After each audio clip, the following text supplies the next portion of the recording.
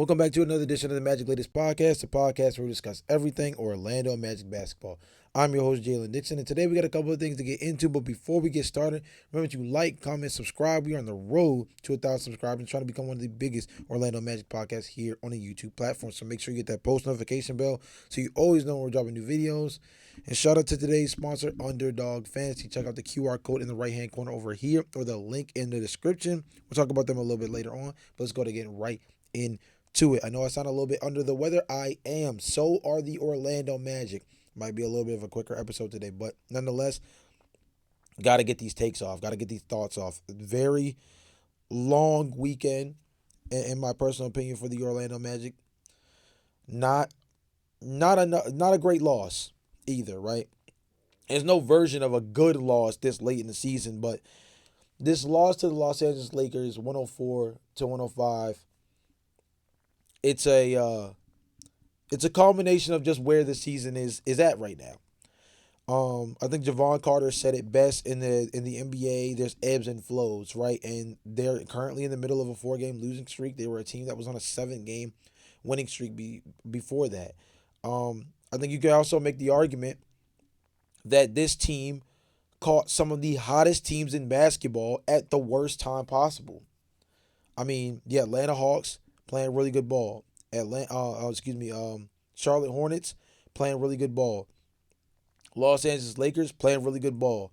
Like you find yourself as the Orlando Magic kind of like, again, almost a little bit accepted of where the last handful of games have went when you contextualize the fact that they have just ran into a buzzsaw in the middle of their schedule.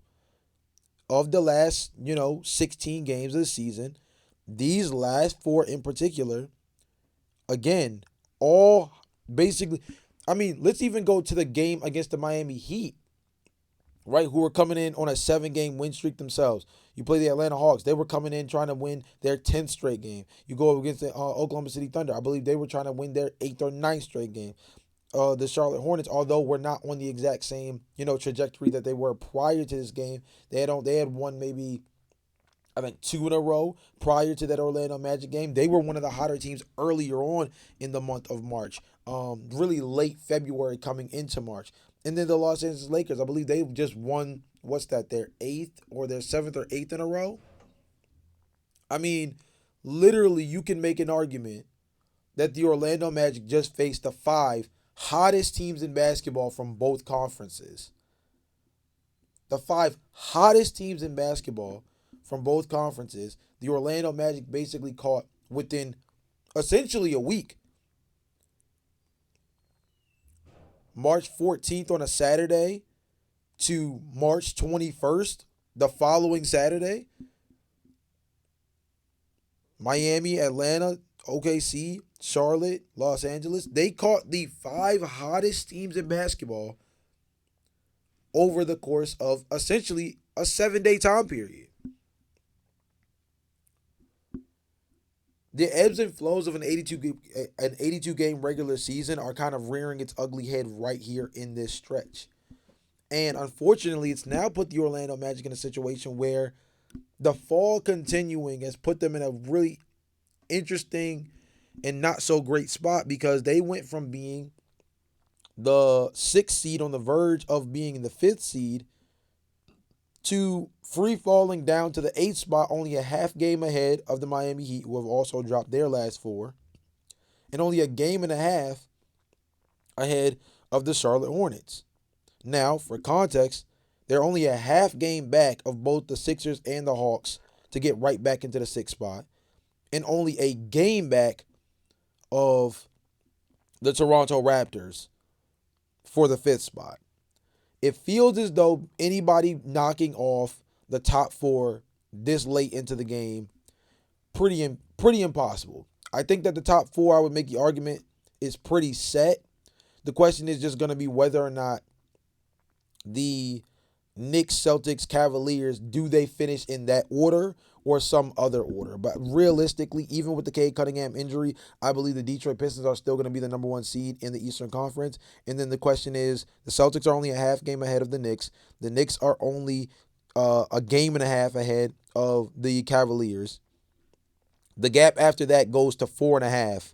The distance between the Cavaliers and the Raptors. This late in the season, I just don't see that gap getting close to the point of the Raptors usurping the Cavs, especially given the fact that the Toronto Raptors, I believe, have lost their last 2 games. So this fight between the Raptors, Hawks, Sixers, Magic, and Heat, and I mean the Hornets are in it too, as well. That's the battle in the Eastern Conference. That's the battle. Who's going to be the 5 and who's going to be the 6? The first 4 set, those last 2, as far as bona fide guaranteed making the playoffs, those 2 spots are still up for grabs. Now, one of the biggest question marks for the Orlando Magic during this stretch has been something that we've discussed heavily on this podcast, and I believe a game or 2 ago, I kind of went very in detail about. But I'm going to read a quote from Jamal Mosley in its totality, and we're going to break this down in a way that I think most will know where I'm going within this just based off the title of the section, but nonetheless, here it is. Jamal Mosley, let me see. Shout out to the Orlando Magic Daily. Orlando had 4 turnovers for 7 points in the fourth quarter. That included 2 turnovers in the final 3 minutes. One of them being the turnover on the inbounds that would have sealed the game at the foul line. Jamal Wendell Carter Jr. after the game says we've got to do a better job of executing late games defensively. That was 2 possessions. Paulo Banchero was able to save the day for us on one, and just a miscommunication not being physical enough so that we could be able to switch. That's about it. We have to do a better job. Jamal Mosley. Later on in the article, it says that was the same. The Magic were unable to extend a 5-point lead with Luka Doncic out of the game to start the fourth quarter, leading by only 3 when he checked back 5 minutes into the quarter. That was the same group that erased an early 14-point deficit as the Magic found themselves trailing by double digits once again to open the game. These are all things that add up in the course of the game. There are too many lulls and dead spots offensively and too much inconsistency and bad decision making on defense that put the team in trouble and playing catch up. Jamal Mosley after the game, we've got to be better in the beginning part of the game. Can't have lulls. It came down to those last 4 plays essentially. Small things within the game cost it down the stretch, but we have to do better. I think the article ends out in a very interesting way that I think is something that really reiterates what I spoke about last time we had this kind of conversation. It says, these little mistakes have followed the team all year and have kept the team from realizing its potential. They were always the thing that would cost them in the playoffs. And now that the team is facing playoff pressure to avoid the play-in, the team is seeing how costly those mistakes are. If you guys remember, because I specifically got deep into this in the game, in the close loss against the Oklahoma City Thunder. And what I said was, this team has created a cute identity of believing that despite these slow starts, that they're going to be able to clutch up in the end because they've had multiple game winners this season. They've had multiple stretches throughout the year where they've been able to make up, ground in the second half of games, keep things close, and put themselves in a position to be able to win the game. I told you guys this is a team that's very bad at being able to protect leads when they get out in front.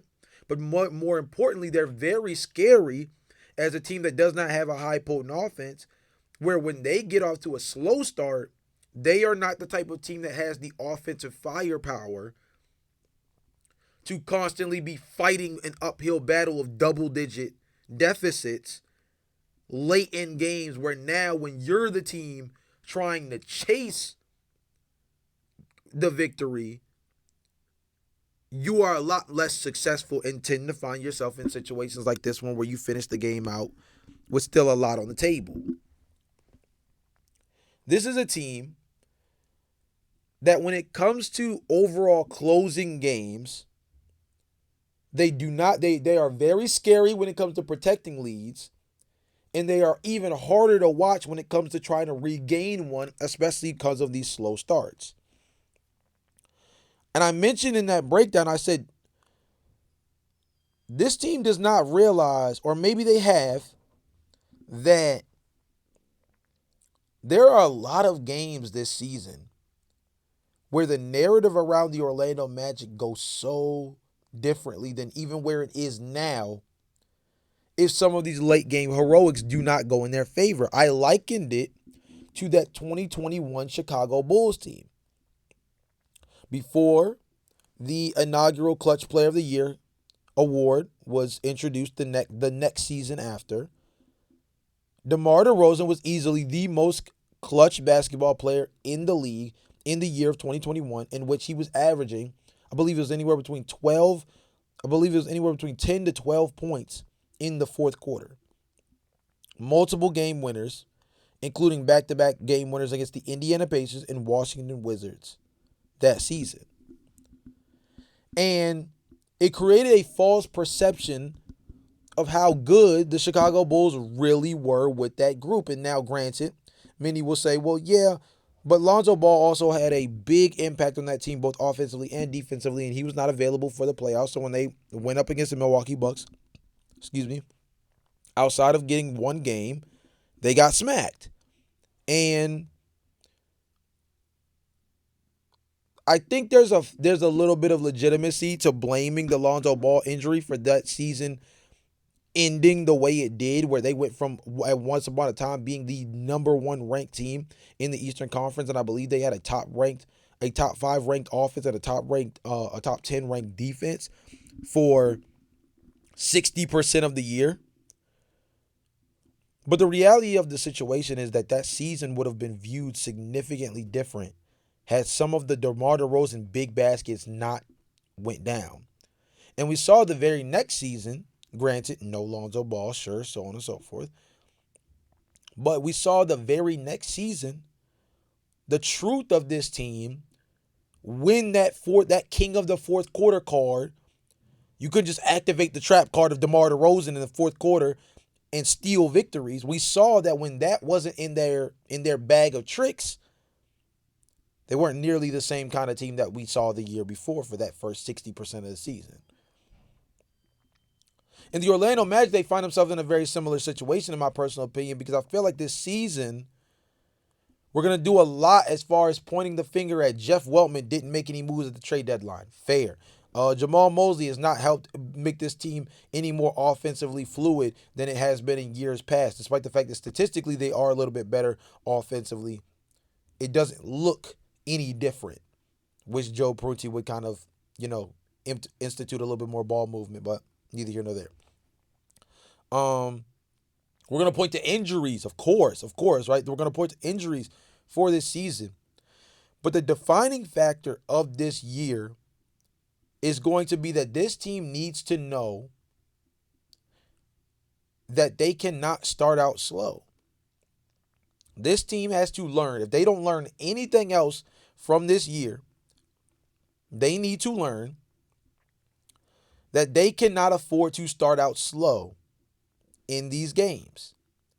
Because the same thing that has saved them in a multitude of ways throughout this year could be the same thing that becomes a detriment to them when the shooting luck is not in your favor, when the circumstances don't land in a way that gives you the edge. For the Orlando Magic, this is a season where you can easily find yourself pointing fingers at a lot of things as to why you didn't get as far as you expected when the season started, while not acknowledging that you could have been much worse off because of this one thing. Because yes, injuries have held this team back. Yes, I believe Jamal Mosley's lack of offensive innovation has also held this team back. Yes, I also believe that this team has found themselves in a really tough spot because they don't have too much flexibility to make a real change on the roster, opposed from making small moves on the margins or having to take the complete opposite end of the spectrum approach and trading a quote unquote core piece in order to get more depth or better talent at particular positions. But the main thing to me is those are excuses to say why they aren't further ahead than where they are. One thing that cannot be clouded on all of that is also not realizing that this season could have been even more of a disaster. I think let's go all the way back to the Portland Trailblazers shot within the first month and a half of the season. Without that shot to set the precedent, Paulo Banchero has a game winner. Franz Wagner had a game winner at one point. This team has won, I believe, either 7 or 8 games just strictly off of the last 45 to a minute and 30 seconds of a ball game. Crunch time. This team has won, I believe, 7 or 8 games this season just within crunch time scenarios. Within the last week, this team has 2 losses, both due to crunch time blunders. It goes to show you that the pendulum swing, right? When it's in your favor, it makes you believe that you're this dangerous team nobody wants to see when the game starts to get close or when the game's still within reach in the final 2 minutes of a game. But when the pendulum swings back the other way and you're not that team, you don't get the breaks, you don't get the bounces. It points out the flaws, the oil and water of it all. And something that I think is very important within all of that is that this conversation is one that we've been having all year. We've been talking about the Orlando Magic and slow starts all season long. Offensively, we know their limitations. Personnel-wise, we know their limitations. Stylistically, we know their limitations. And with that, we find ourselves also knowing that when this team does not start out throwing haymakers to kick the game off, those limitations shine bright in the fourth quarter. This team's not great with playing with the lead, but they've been much more clutch when they've had that lead going into the fourth quarter, playing prevent defense. But this is not a team built to fight uphill battles night in and night out offensively. This is not a team built to get in a firefight, a shootout, with the top 10 scoring offense in the league. That's why the game against the Charlotte Hornets went the way it did. That's why the game against the Atlanta Hawks went the way it did. 2 up-tempo, athletic-based offenses. Charlotte Hornets, one of the best, if not the best, three-point shooting team in the league right now. They're comparing the Charlotte Hornets from a statistical standpoint to the 2015 Warriors. 2014 Warriors, excuse me. The Atlanta Hawks have wing versatility with Jonathan Kuminga, Jalen Johnson, Dyson Daniels. It was Nickeil Alexander-Walker who killed us with 41 points, took double-digit three-point attempts in that game. We cannot afford to start games slow because especially against some of these better three-point shooting teams, think about it from a playoff perspective. What if you catch the Boston Celtics in the first round? A team that has predicated their offense over the last 2 to 3 years around getting high volume three-point attempts up on a night-to-night basis. when you come up against these teams that shoot the three ball well, think about if the Orlando Magic have to play a team like the Charlotte Hornets in the play-in tournament.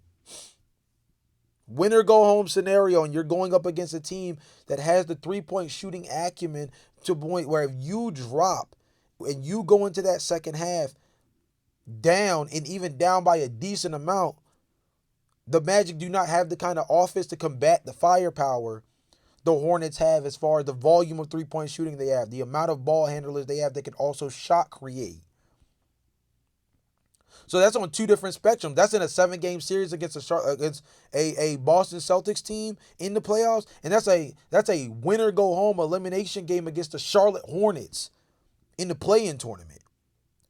Two different ends of the spectrum, but still scenarios in which you face a team that essentially their play style is your kryptonite. One that gets amplified even more when you play slow out the gate and struggle offensively in the beginning of the game, because now that kryptonite gets a head start. In a winner go home game against the Charlotte Hornets, you can't afford to give them a head start. Your season is hanging in the balance. In a 7-game series against the Boston Celtics, you can't afford to have slow starts, because as the series progresses, Jason Tatum is only going to get better. As the series progresses, it only gives an opportunity for an unsung hero like a Peyton Pritchard or a Neemias Queta to have their game to steal a victory, right? So you can't afford these things when we start talking about postseason play. And this problem has been an issue all regular season, which has now set the precedent to believe that I don't necessarily think it's going to change anytime soon enough to correct when we start talking about postseason basketball. And that is scary, because the same old problem is going to be the same thing that gets the Magic sent home. Before we continue, let's go ahead and talk about our sponsor for today's episode, Underdog Fantasy. Fast breaks, buzzer beaters, and block parties are back, and Underdog is the best place to get in on all the action. Playing on Underdog is easy. Just pick whether your favorite players will go higher or lower on stats like points, rebounds, steals, and more. Get your picks right, and you could win up to 5,000 times your cash. Of course, the Orlando Magic have themselves a big get yourself right back on the good path game against the Indiana Pacers. And I'm not going to go too deep into that on the Underdog segment, just simply because we're going to talk about it a little bit more in depth in a second. But here's what I will say. The higher lower for Apollo Banchero right now is 23.5 points. I'm going higher. I believe he finishes the night with 27. Desmond Bane has a higher lower of 30.5 points, rebounds, assists. I'm going to go higher on this one. I believe he's going to hit 32. Someone I want you guys to watch out for in this game, and it might sound silly, but it is what it is. Tristan da Silva is set at a higher or lower of 1.5 3-pointers made in this game. I believe this is going to be a bounce-back game for Tristan da Silva, who has cooled off a bit during this losing streak. I'm picking higher for Tristan da Silva. I believe he's going to hit 3, maybe even 4 threes in this game. I think it's going to be a bounce-back game against a bad Indiana team that is still looking to, position themselves for a top 3 spot in the NBA draft. This should be a game that the Magic win, and it should be a game that the Magic win handily, which is why I think a handful of our guys are going to absolutely hoop. With that being said, download the app today and use promo code BasketballFan to score $75 in bonus entries when you play your first $5. Again, that's promo code BasketballFan to let them know that the Magic Ladies Podcast sent you. And, of course, thank you again to Underdog Fantasy. Make picks and win money. Must be 18 plus. 19 plus in Alabama and Nebraska. 19 plus in Colorado for some games. 21 plus in Arizona, Massachusetts, and Virginia. And present in a state where Underdog Fantasy operates. Terms apply. See assets.underdogfantasy.com/play and get terms DFSTML for details. Offer not valid in Maryland, Michigan, New Jersey, New York, Ohio, and Pennsylvania. Concerned with your play? Call 1-800-GAMBLER or visit www.ncpgambling.org. In New York, call the 24/7 Hope line at 1-877-8 or text from 467-369. We're going to pick up the show with something that I think is a very interesting spot. Big week for the Magic. I mentioned that last week would be a season-defining time span for this Magic team. I went a step further and said where the Magic end up in the standings after that stretch, ending with the Lakers game, I predicted would be where the Orlando Magic would finish the season. As of right now, that would unfortunately place them as the 8th seed with the very last spot in the postseason if, everything breaks the way it's set up.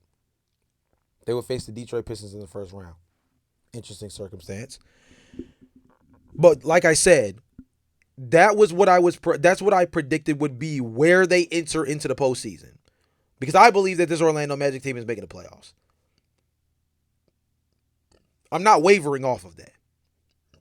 I believe that this Orlando Magic team is making the playoffs. Now, if they have to go into the playoffs as the 8th seed based off of my original prediction, which was wherever they finish in this stretch will be a determining factor of where I believe they will finish their season in the overall standings as far as when the season is done, when the play-in tournament is done, where would they be from a seeding standpoint? This would say 8 based off that prediction. It's an interesting spot to be in. But here's where they are within the next week. This is a big rebound week. Favorable rebound week to get back on track. You just played 5 of the hottest teams in basketball over the course of 7 days. Now, your next game, of course, is against the Indiana Pacers. That should set the tone for you. Following that up with a game on the road in a back-to-back against the Cleveland Cavaliers. That one will be interesting to see how that goes. Magic got the best of the Cleveland Cavaliers last time. This time they play on the Cavs floor. Last matchup between these two teams of the season. Just a notable thing to keep in mind. Then they play the Kings, another team trying to position themselves somewhere high up in the NBA draft pecking order, given the fact that this season has went to absolute hell quickly. You play the Toronto Raptors team, who we'll see how different they are by come Sunday. But as of recording this, they have lost their last 2 games in a row. That's your next 4 games. You have a chance to correct the last 4 games with a 4-game stretch this week against 2 tanking teams, a Cleveland Cavaliers team that has big questions about Evan Mobley right now, and a Toronto Raptors team that you may be catching at a good time. This is a chance this week for the Orlando Magic to right the ship. I'm predicting that the Orlando Magic go either of 3-1 or 4-0 during this week. Clip it if it's wrong, clip it if it's right. I'm predicting that the Orlando Magic will go 3-1 or 4-0 this week. I do not believe that the Orlando Magic are going to lose the 2 that they should win against the Pacers and Kings. Are they going to make them a little sweatier than they should be? I think so. I actually could see a world where this Pacers game ends up being a little too close going into the third quarter, just off of the mere fact, going into the midway portion of the third quarter, just off of the fact that it feels like this Orlando Magic team may look past the Pacers to that road game against the Cavaliers, a much more high-profile matchup. But I think that the Magic are going to beat the Pacers. I think the Magic are going to beat the Kings. Both games, mind you, on their home floor. Ironically, the 2 games against the quote-unquote contending teams in the Cavaliers and Raptors are both road games. But I believe that the Orlando Magic are going to win all but one of those 4 games over the stretch of this week. I'm predicting that by the time that we have that podcast this following Monday, this Orlando Magic team will be a 6th seed in the Eastern Conference. This is righting the ship. This is getting back on the high horse. This is correcting course after a 5-game stretch that you just got caught. You didn't get caught lacking. You came into that 5-game stretch on a 7-game win streak of your own. But you came up against 5 of the better teams, or 5 teams on the hottest streaks in the NBA at the time of running into them. Now you have a chance to course correct. And I think the Orlando Magic are going to pull it off. Again, mark my words. This team will be the 6th seed in the standings going into, with those games passing, the Magic will have 9 games left in the regular season. They will be sitting in the 6th spot in the Eastern Conference standings with 9 games left in the season, with a closing schedule of hosting the Phoenix Suns, hosting the Atlanta Hawks for a get-back game, on the road against the Dallas Mavericks, on the road against the New Orleans Pelicans, hosting a Detroit Pistons team that may or may not have Cade Cunningham due to the collapsed lung, hosting the Minnesota Timberwolves, who I think may have Anthony Edwards back by that time, but still a guy who's going to be trying to revamp himself after dealing with his current injury, on the road against the Chicago Bulls, and then ending the season on the road against the Boston Celtics. An interesting 9-game stretch that only has maybe 2 games, maybe 3 of the 9. I truly give the Magic a less than 50% chance of winning. But all of that is a moot point. All of it starts with this week in terms of re-getting things back on the right track. I want to be wrong about my prediction that after the last week we experienced, that this team is going to finish the season as an 8th seed. Now, you guys can let me know in the comment section with the current injury to Cade Cunningham and the state of the Detroit Pistons as far as lack of shot creation without him and the need to over-rely on guys like Dennis Jenkins at the point guard position. Maybe the Orlando Magic want the 8th seed. Maybe they should want the 8th seed. Maybe that's a better scenario than catching the Boston Celtics in round 1. Maybe that's a better scenario than facing a New York Knicks team first round. Right? So you guys let me know in the comment section how you guys feel about that. But to prove that prediction wrong, it starts with how this week plays out. And of course, the other teams around us have a lot of influence on this as well. But as far as the Orlando Magic and what they control, this is a week where the Orlando Magic can get themselves right back snowballing in the right direction. I mentioned pendulums a lot on this podcast because that's been the physical embodiment, representation, if you will, of the Orlando Magic scene of ebbs and flows of one side's high and another side's high. And at the end of the day, there's going to be a meet in the middle point. I think that this is a week in which the pendulum swings back in the Magic's favor, and it starts with beating the Indiana Pacers. Last but not least, something I thought was a little interesting, Bleacher Report did a write-up on free agency, and one of the things that they focused on as far as free agency was putting together dream targets for all 30 teams. And of course, the focus for us is the Orlando Magic, and although the name might not be a sexy one, it gives you a good understanding of what the Orlando Magic's biggest hole is from a roster building perspective. So check this out. The dream target is somebody that we've talked about on this podcast before, Landry Shamet.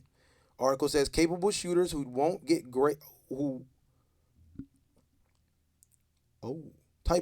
capable shooters who won't get destroyed on defense are perpetually placed atop Orlando's wish list. They're also tricky to get for a team that might only have minimum money to offer. That probably isn't enough for Shamet, but you could dream up a scenario where it is. The most optimistic target to chase after is Kevin Huerter. Huerter has gone ice cold for a second consecutive season which could really limit his options in free agency. Even Orlando's interest might be tepid at this point, but it should never write off a shooter with decent positional size. And their most realistic target is Cameron Payne. Payne would be a guarantee wouldn't be guaranteed minutes in Orlando, but he could probably handle the ones thrown his way. For shopping in the clearance section, he's a decent source of quick strike scoring, streaky shooting, and pinch playmaking.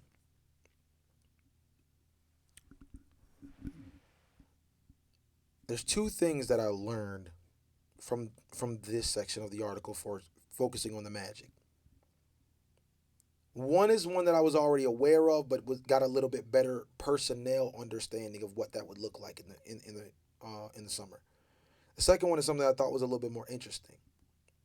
I'll start with the first one that I already knew because I think it's the one that everybody else knows, which is the Magic needs shooting. The Magic needs shooting, and all three guys that they listed find themselves being 37, 38 plus 3-point percent shooters from beyond the arc when they're playing good basketball. The reason of the three of those that Landry Shamet is considered the dream is because defensively he holds up a lot better while also being somebody that has the likelihood to be much more consistent as a 3-point shooter as compared to a Kevin Huerter who's having a down season or a Cameron Payne who tends to only get spot minutes. But the second thing that I learned from this, I knew that this Orlando Magic team would have limited opportunity in free agency this summer because of the lack of financial flexibility. But it goes to show you where the crop at the bottom is, where the Orlando Magic will be scraping from in order to make any version of a change that doesn't involve making a big splash trade.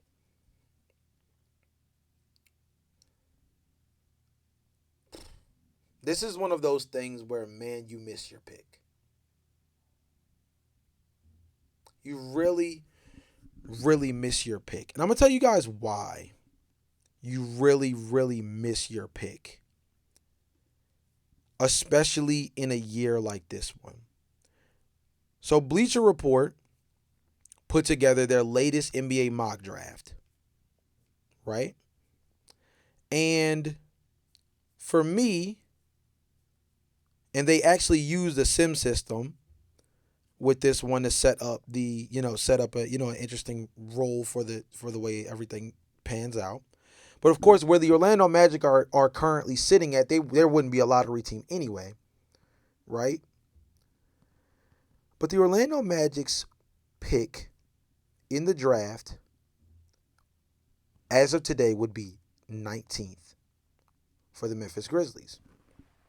In the Orlando Magic, that pick for the Grizzlies in this particular draft, mock draft, would land Alabama combo guard LeBaron Filan Jr. I'm gonna read what Bleacher Report says about LeBaron, and it's going to make sense in a minute where I'm getting at. Could Filan hear his name called a lot earlier than this? No question. He makes the short list of this season's most dynamic scorers in college basketball. Bookmark that. If he had better touch from the foul line, he'd be pairing his 21.7 points per outing with the famed 50, 40, 90 shooting slash. He's at 50.9, 40.2, and 78.7. His defense has regressed this season. His featured role has probably inflated his offensive numbers. But he's a real talent. The primary reason he isn't mocked higher is the quantity and quality of the guards in this draft. So, arguably speaking, the Orlando Magic, with the pick from this season, could essentially draft the exact archetype of player that we're going to now have to scrape from the bottom of the unrestricted free agency pool, players that arguably may not even be better than LeBaron Philon Jr. Let's start from the very top of that and break our way down and show why this one hurts. He makes the short list of this season's most dynamic scorers in college basketball. All season, we've mentioned the idea of bringing in Colin Sexton, Russell Westbrook, Malik Monk. Why? Dynamic bench scoring. If he had better touch from the foul line, he'd be pairing his 21.7 points per outing with the famed 50-40-90 shooting slash. He falls right at home with the Orlando Magic as far as free throw shooting is concerned, given the Orlando Magic tend to struggle on a nightly basis to convert. They have a good track record of getting to the free throw line, not as great of a track record as a team as far as knocking free throws down, but more importantly, 40.2% from beyond the arc. His defense has regressed this season due to his inflated offensive numbers, which would mean on an Orlando Magic team with much better defensive personnel, paired with not giving him nearly as much offensive responsibility due to the pecking order of Paolo, Franz, Jalen Suggs, Desmond Bane, Anthony Black, so many other potential options offensively before him. This is a guy at the combo guard position that may have the upside to be a real two-way player that has real shot creating capabilities, but may be able to give a little bit more on the defensive end, given that he will not have nearly as much offensive responsibility. The primary reason he isn't mocked higher is the quality and quantity of the guards in this draft. Meaning that he would also be considered a steal of a pick for a team that's picking just before the 20s. I love Desmond Bane. I think he fits what this team needs. I think he fits what this team is trying to be. I think his progression and consistency throughout this season has been something that's kind of been an underrated point of the Orlando Magic season. But between the initial trade, right, leading to the Memphis Grizzlies getting a wing in Cedric Coward, who does a lot of the 3-and-D wing with a little bit of shot creation stuff that the Orlando Magic tend to fall in love with, a la Franz, a la Tristan da Silva, a la even Anthony Black, who's not a traditional wing in the 3 spot sense, but he at 6'9" does still fit the description. Or I believe he's 6'7". Either way. Not only do you then have that, who Cedric Coward has taken a significant step back towards the latter half of the season compared to where the season started. He's still playing pretty decent basketball, but nonetheless, somebody who I think just, that team is positioning themselves for something completely different. So that's one archetype of player that the Memphis Grizzlies grab that the Orlando Magic tend to cater towards or favor, that they miss out on because of the Desmond Bane trade. And now, here's another player in Philon who ironically fits exactly the archetype of what the Orlando Magic are missing for a very poor scoring bench. And he would be considered a draft day steal at the spot that the Orlando Magic would have been picking from.